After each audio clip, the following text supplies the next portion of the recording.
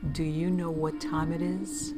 It's supernatural story time. And if you're easily scared, and even if you're not, there's only one thing left to do. Just turn off the lights, because these are stories that you listen to only in the dark. It Waits, Volume 4, Story 1. My hunting partner and I were hunting while walking down a creek bed in relative darkness, far afield in remote Iowa. With my trusty tracking dog Blackie, it was like hitting a wall. No kidding.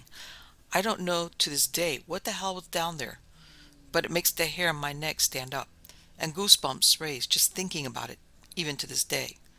We both stopped dead in our tracks at the same time instantly. The dog came whining out of the shadows with its tail tucked between its legs, and we looked at each other and it was like nothing was said. We just stood there and listened. It was not a sensation I have ever had again. It was like a cloud of death enveloping us. Sheer terror. Name the most gruesome sensation you ever experienced, and then times it by 10, and you might come close. Here we were, two grown men with rifles.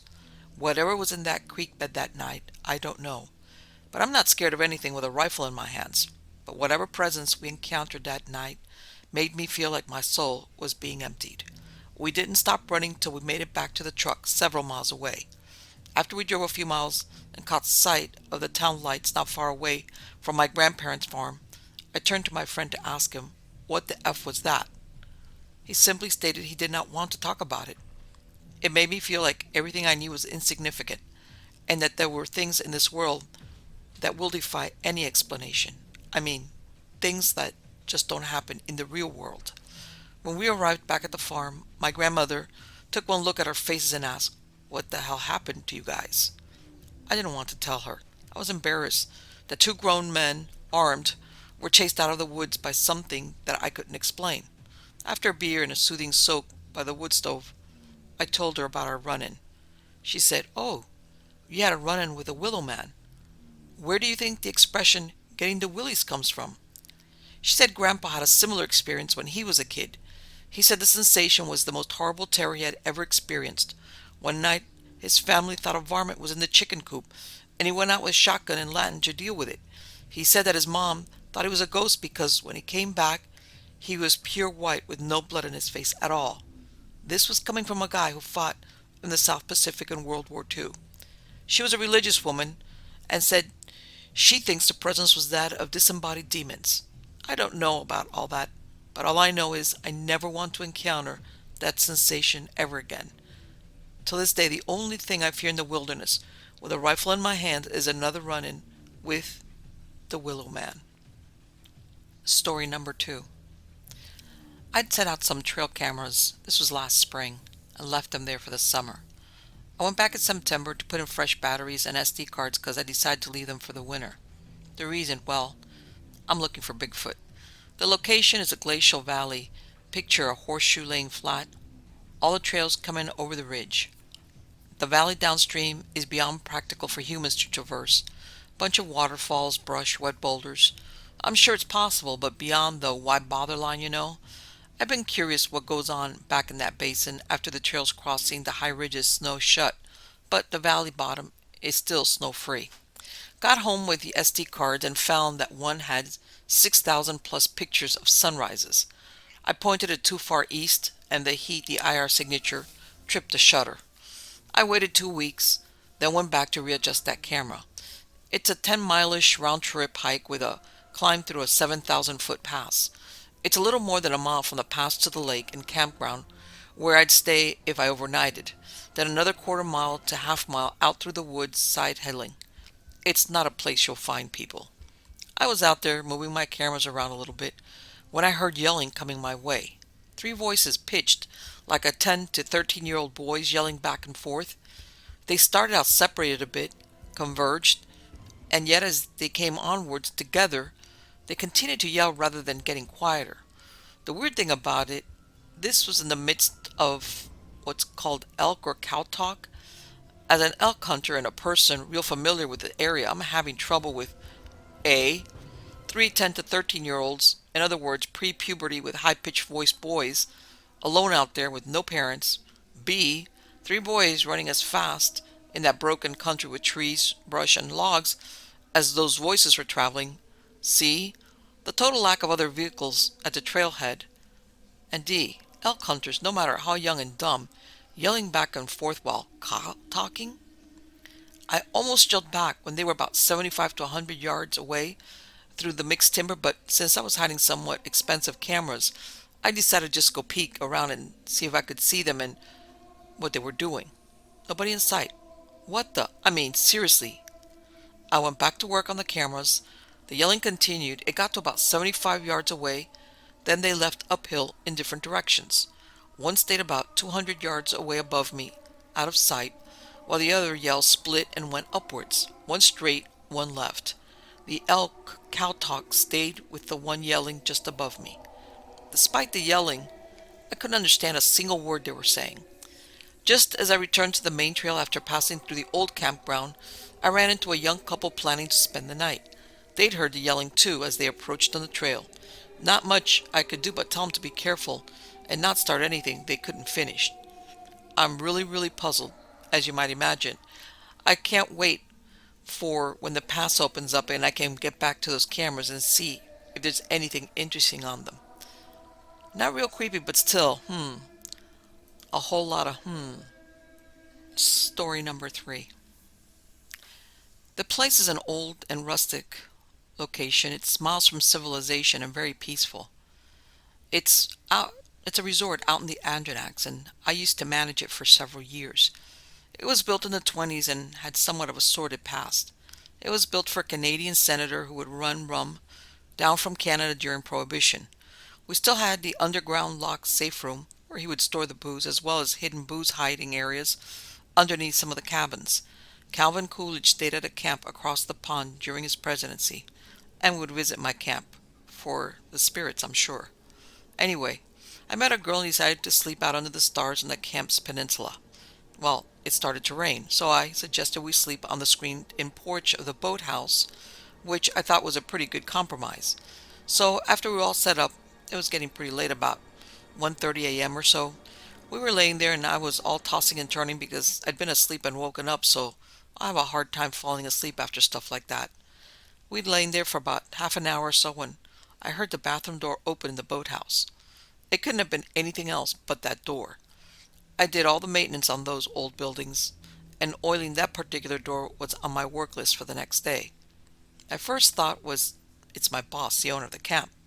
She's notoriously nosy and has been known to spy on the staff in their staff quarters, so she was my first logical thought as to who'd made the noise.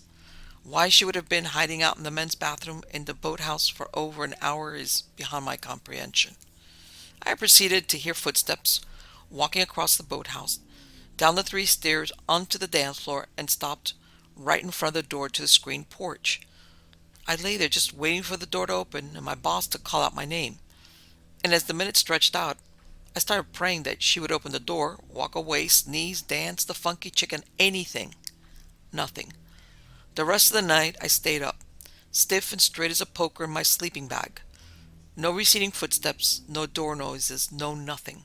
My girlfriend that night and the empty boathouse. The next morning my girlfriend, she wasn't at the time, but she was the 4 years that followed, rolled over to me and immediately asked me about the footsteps the night before. She had also stayed up all night waiting for some other sound to explain those footsteps of the night, and heard nothing. She was terrified. Never went into the boathouse again. I unfortunately had to go in the boathouse on a daily basis. Everything was cool during the day. At night, I had to turn all the lights in the camp off. This is something that I'd done every night for the past 3 years. However, after, there was always a sense of dread going in there, being alone in the dark in the boathouse. The worst part is that there's this enormous hanging bed in there in front of the fireplace. It was for the former camp owners to take naps on in the day, hung on a chain so that the bed can be lifted out of the way for entertaining guests in the evening. Every single night that bed was swinging. 175-pound bed, swinging on its chain in the dark of the boathouse. Until my last day at that camp, if I went in at night, that bed was swinging. Next story. A couple of years ago, my brother bought a large piece of land out in the middle of nowhere, about 30 miles or so from cell phone reception. It's quiet, there is no light pollution, no paved roads, and not a lot of people around. Shortly after he bought the place, two of my brothers, the landowner and another, me, and our family spent a weekend camping on the land and doing our best to clean it up. People had used it as a dump. There were many down trees, etc. On the second night we camped there, I woke up in the middle of the night to take a leak. As I was walking to the bushes in the dark, I realized that I could faintly hear music. This didn't strike me as odd because I knew my brother had a radio in his camper. I finished up and went back to sleep with no further thought on the matter. The next morning at breakfast, I mentioned the radio and music. Several other people recalled waking in the night and hearing music, but no two people heard the same music. Finally, the brother who brought the radio woke up. I asked him about the music, and he seemed a bit freaked out. He woke up sometime during the night and went outside to smoke. He heard music as well and had assumed it was someone else. I should mention that he was the only one with a generator and a radio. It wasn't his radio we heard. It wasn't anyone else's either. I've been back several times, but I'm a bit freaked out by that place at night. I have fun while I'm there, but I'm almost always armed, and I don't sleep in a tent anymore. I sleep in my SUV with the doors locked. It may seem kind of dumb, but realizing that everyone heard different music when there are no people, no functional radios, and no electricity is quite creepy. Next story. When I was younger, probably like 10 or 11, I went camping with my family. I'll just get right into it. It was about 1 or 2 in the morning, and I couldn't really sleep. The tent me and my brother were in was really hot and very uncomfortable. Anyway, while I was trying to go to bed, I heard a very faint whimper. I tried to ignore it because I figured I was just tired. Our campsite was along a road with many other camps nearby. The whimper started to get louder and then turned into crying. I heard footsteps outside of our tent and a girl crying her eyes out. Now let me tell you, it didn't go faint. It got louder and louder. It remained in the same spot the entire time. That's so important because it indicates that she was looking at our tent site. Effing crying. It gets worse. Then it turned into a full-on scream for a few seconds, then cuts out. When she started screaming, my brother woke up. We both looked at each other and just got all the pillows and stuffed our heads under them. I couldn't sleep at all that night. I'm just glad we left the next morning. Next story. When I was 17 or so, two friends and I decided to camp in the field next to my housing estate so that we could drink beer and listen to music as loud as we wanted. This was a huge grassy field on a slight hill where all the surrounding houses were far away enough so that we wouldn't disturb the neighbors, and we couldn't be seen by anyone unless they were extremely close to our tent. It became late and my two friends had fallen asleep. I was having trouble sleeping around this time, so I lay awake for hours just thinking. Around 3 a.m., I heard a distinct sound of grass and vegetation as someone walked on it outside our tent. I was stunned with terror. For one, because this was a private field owned by a farmer who would probably be angry to find us there, but more so because I hadn't heard anyone approaching. Just suddenly there was someone outside the tent. I held my breath out of fear and shock, which is when I heard another set of footsteps belonging to a dog by the sound of it. Filled with dread, I just lay as still as possible, breathing slowly and quietly, listening to this person and his dog walking back and forth outside the tent. I thought we were going to get shot or beaten by this dude. Then I saw this guy's shadow, which freaked me out a hell of a lot more than I already was. It was huge and looming over us every time he passed our tent, and I couldn't see the dog's shadow even though I heard it making increasingly erratic circulations of the tent.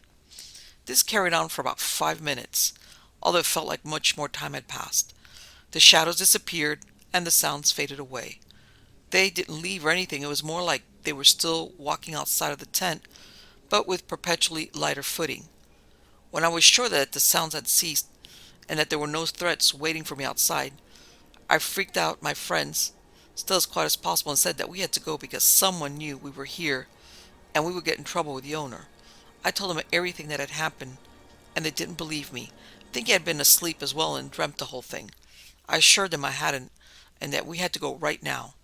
They tried to get back to sleep, ignoring me because they're lazy as hell and didn't want to pack everything up and go. I gave up too, even though I knew now that I'd never get to sleep. 10 minutes later, the sounds returned, just like the volume outside had been turned up gradually. I felt the same dread I had before, and whispered to one of my friends out his name so that they could wake up and hear. Shh, was what they said. They'd already heard and told me to open the tent to see who was terrorizing us. I did so, slowly, easing my hand out of the sleeping bag and up to the zipper. It probably took 5 minutes for me to reach it, just so I was sure not to make a sound, and I pulled it down so violently I nearly ripped the whole thing in half. There was nobody there. We got out within the space of 5 seconds, and there was nobody anywhere. As I mentioned, we were atop a hill in the middle of a field, so we could see if anyone had decided to run, but there was nothing. Even though it was impossible for anyone to escape my seeing them, I am absolutely positive there were footsteps outside our tent that night. Next story. I was hiking, and it happened about over 2 to 3 months in southern Illinois, and I was with my girlfriend, sister, and 2 friends who were dating. We went at night the first time and it seemed like a good idea at the time. The trail was short and within walking distance of my friend's house, so we followed this short trail out to a very secluded pond that almost nobody knows about. We were sitting on the edge of the lake smoking and enjoying the view when me and the other guy started to feel like we were being watched, and we felt uneasy, and we generally have good instincts when it comes to things like that, which means that we know when we have to get the hell out of Dodge. But our girlfriends and my sister said we were just being paranoid. Then it got cold, fast. It was January, but the night when we went it was about 60 degrees outside. It dropped to probably 40 degrees in 10 minutes, and there was this weird feeling in the air that was almost tangible. Everyone felt cold inside and out, and there was, for lack of a better word, a vibe of intense hatred around us. At this point, the girls freaked out and we hauled out, all the while feeling eyes on us. When we got back to the house, the temperature had returned to normal. Fast forward a month. It was a full moon and the perfect time for a night hike. The other couple wouldn't go, so my girlfriend and I went alone. We're sitting on the edge of the pond again, and she's got her head on my shoulder. All of a sudden, I have an overwhelming sense of dread emanating from behind me, like there's a presence there that I couldn't see, and I couldn't turn around, so the truth was I was really frightened. I looked down at my girlfriend, and her face is clenched up like how she does when she's afraid, and I'm about to ask her if she feels it too, but as I'm about to speak, I hear a woman's voice in my ear. She says something that I completely understand, but cannot say out loud because it's the darkest, most horrible parts of me in a language that I know isn't of this world. I'm staring at my girlfriend's face, hoping it's her, but it wasn't, and it was in the opposite ear.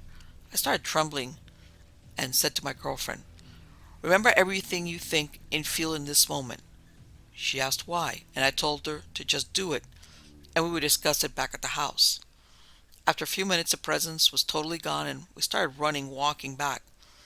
As we were doing so, we both felt watched, and both heard branches cracking and odd noises in the wood. We got back, and I asked my girlfriend how she felt when I told her to remember, and she said she felt so sad and cold and alone, like she wanted to die, and like we were being watched. I agreed, but was thankful she hadn't heard the woman talking like I had. So I tried to convince myself we were just being paranoid. My girlfriend and I agreed to never go back there again. So, fast forward another month or two, and I have a day off and nowhere to go till my girlfriend gets out of class. She had moved out of the house with a couple mentioned earlier, and I had at this point tried to convince myself that it was all just paranoia and there was no way all of that happened. But, try as I might, I just couldn't. So, me being the curious guy I am, I went to the pond alone in the middle of the day, sat on a different part, and had no trouble. So I started walking along the edge towards the spot where everything had occurred. As I got closer, I heard something or someone following me in the trees, but I can't see it. I sat down and I'm scanning the trees on the opposite bank when I get that feeling again. Temperature drops by 20 degrees and cold terror fills me. I'm just looking down because I'm paralyzed with terror. It was like a dream. I slowly look up just a little bit and saw the reflection of a woman dressed in black rags 6 feet away from me in the pond. But no woman. As I see that god-awful apparition, I hear a blood-curdling scream from the woods behind me, and I whip around. When I look back at the pond, the woman's gone. I knew I had to get the hell out of there, but that meant going through those horrible woods. I took off running and started hearing breathing, cackling, and footsteps behind me, and as it got to where I felt it was right on top of me, I whipped out my knife and turned around. There's nothing. Nothing but cold malice in the air, and again she speaks to me. Different words this time, but the same language. I took off, jumped in my car, and sped off. I will never go back to that place because the worst thing is the woman I saw and the woman I've seen since I was in third grade. And I started getting a recurring nightmare 3 to 4 times a year. Also, for a little background info, my sister's an atheist and doesn't believe in paranormal things. My girlfriend and the other couple are spiritual, but until this didn't put too much stock in ghosts or other supernatural things. And my beliefs are my own. None of us know how to explain what happened, and all go camping, hiking, exploring all the time. This was not random chance or animal. This was something else. I know not how many people believe me, but there has been zero embellishments to the story. Next story. One summer I helped the Boy Scout troop I was part of. I received my Eagle Award 2 years before, but wasn't particularly active afterwards. I liked camping and they needed a few leaders, and we took the troop down to Antietam National Battlefield. A number of other troops also came down for the weekend, and we had a weekend full of Civil War education, reenactments, and troops pranking other troops. All of the troops were camped along Antietam Creek on the other side of the Burnside's Bridge Road, the side that isn't part of the park. It was pretty easy anyone to cross the road and walk into the battlefield to go up to Burnside's Bridge, along the creek, and see the field where the Union soldiers massed and tried to cross the bridge. I grew up outside of Gettysburg, so ghost stories about Antietam didn't bother me at all. There's enough weird tales in Gettysburg that other battlefields really didn't faze me. The second night we're there, the troops all hit the hay early due to the fact that they were made to march all day by an overzealous reenactor. I then took a walk to the bridge right after dinner, and the sun was slowly sinking towards night. It was actually quite beautiful seeing the field and the creek. I walked up to the bridge and started to walk across it when I felt an excruciating sharp pain in my chest. I almost doubled over in pain and clenched my chest. I thought maybe I was having a heart attack, but both of my arms were fine and free to move. I put both hands on the part of my chest that hurt and felt another sharp pain right below the top of my right shoulder, in the meaty part above your pecs, underneath your shoulder and just in front of your underarm. That pain came and knocked me down where I almost cracked my head open on the side of the stone bridge. I laid there freaking out and scrambled to my feet and booked it back to camp. I got back to the camp and had the other scoutmaster take a look at my chest, and I had 2 raised red lumps that under the skin you could see were turning into blood blisters. He asked me what I was doing, and I told him that it just happened when I was walking around the battlefield. Not once had I thought about any haunting or anything. I called it an evening and turned in. The next morning after breakfast, the troops were scheduled to meet with the park official at Burnside's Bridge. Our troop and about 4 other ones stood on the battlefield, facing towards the bridge where the park official was detailing the history of the battle. When he talked about the bridge, then I paid more attention. I found out that Confederate sharpshooters took up positions on the other side of the creek, and on the side where we were all at was then Union. The Union soldiers were supposed to take the bridge, and were just picked off left and right on that bridge. Confederates lost somewhere in the neighborhood of 500 soldiers, and the Union lost over 15,000. No Union soldier ever made it past the halfway point of the bridge. At this point, my scoutmaster just looked at me, and I'm wondering what the hell happened the night before. Next story. I was a counselor at a summer camp in northern Michigan. We stayed in a huge circle of cabins bordered by woods. There are tons of ghost stories and whatnot passed around to scare campers, 8 to 15-year-olds for the most part.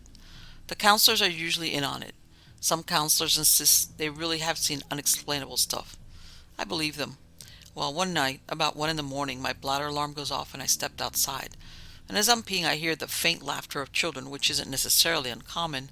There are about 250 kids attending. Well, I listen closer and I realize it's coming from the woods behind our cabin.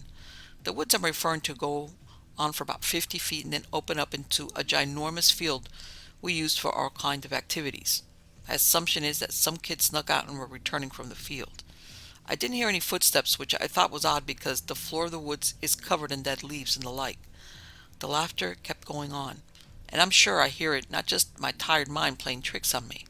About 50 feet down from where I'm peeing along the forest, I see two young boys, probably 10 or so, walk out of the forest and in between my cabin and the one next door into the open area in the middle of the cabins. At this point, I'm still peeing, so I keep quiet and I keep on looking and looking. And I walked around to the other side of the cabin to reprimand these kids, and no one's there. I didn't hear laughter or anything. There really was nowhere for them to have disappeared to. I was inside of the adjacent cabin door, and they didn't go in there. And if they went in mine, I would have heard it. I tried to chalk it up to delirium, but I am 100%, no, 1,000% sure of what I saw. I walked around the area, and there was no sign of the two boys. I had both heard and seen. I played in bed, looking up at the ceiling until the sun came up, and to this day my eyes well up when the thought crosses my mind. I will never be able to comfortably explain what I experienced, and it didn't help that some counselors didn't believe me. Next story. Well, at the time my mother worked for the Girl Scouts, and the main office was located in one of the oldest buildings in town, which was rumored to be an old children's home. My mom told me that many employees believed the building was haunted by a little girl. One of the employees had to go to the office late in the evening to finish some work and took her 4-year-old with her. She was sitting at her desk, which was located next to the main staircase, when she noticed her daughter standing at the bottom staring up the stairs. She asked her what she was doing, and she replied, "Can I go play with her, Mommy?" The alarm had to be disabled by her mother when they arrived, so she knew for sure that there was no one else in the building at the time. This story still gives me a chill, as there's no reason for a toddler to lie about something like that. I remembered this story and asked my mom if she would let us in the office at midnight one night. We took our camera and started roaming the office. It's a very large, old 3-story building with many offices. Each footstep could easily be heard with loud creaks. After exploring the upper floors, trying to spook ourselves, we decided to head to the basement. The entrance to the basement reminded me of a scene straight out of a scary movie with graffiti and random sketches on the wall. It was a very small basement with wooden joists supporting the floor above us. We found some old books covered in dust and started to read them. I had the camera in my hand, which provided the only light in the basement. After reading about 3 sentences, we heard footsteps directly above us, as if someone was walking down the first floor hallway. I whipped the camera up, and you could actually see the floorboards moving as if someone was stepping on them while walking, and dust falling down the floor. I instantly got the hell out of there and pissed off my friends when I forgot that I had the only light. We actually had it on film and watched it over and over again that night. It was the freakiest thing I've ever had happen to me. That was over 10 years ago. I have no idea where that film is, and really, I wish I could find it again. Next story. At my high school, all the seniors went on an annual camping rafting trip up in Maine. My class had only about 90 kids. All the kids got assigned cabins, 4 to a cabin. The campground was beautiful. It was right on this huge lake, right at the bottom of a mountain. On the first night that we were there, some of the people who worked there sat around this huge bonfire with us and told us the story of a ghost who haunted the grounds. Apparently the campground used to belong to a rich family back in the early 1900s, and the daughter of the owner drowned in the river or something while sneaking around after dark with her lover. They said that if you were in bed and you heard the sound of rushing water like a river, she was outside waiting to guide you to the river. If you saw her light, you'd be entranced and she'd walk you to your watery death. The teachers told us that they only told the story to scare kids from leaving their cabins after bedtime, and that it wasn't real. I got paired up with 3 other girls in my cabin, and we stayed up the first night giggling and talking. By the time we finally fell asleep, it was around 3 a.m. I was jolted awake by a loud sound. It sounded like something large splashing in the water. The lake was nowhere near the cabin, by the way. You had to walk like 15 minutes to get to the water from the main hall from the cabins, and the river was at least 3 or 4 miles away.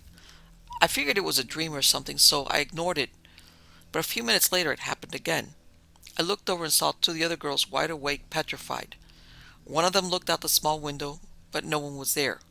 We didn't sleep well that night.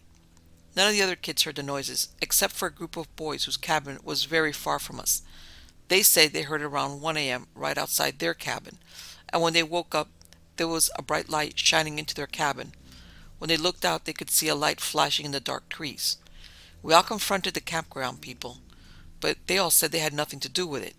The teachers did runs every now and then throughout the night to check to make sure students weren't out of bed, but they said they didn't see or hear anything. We didn't believe them. And one of the girls in my cabin was so scared that she wanted to go home. She called her mom and everything to come and get her. Keep in mind, this trip cost all of us a lot of money, and we had paid for 3 days.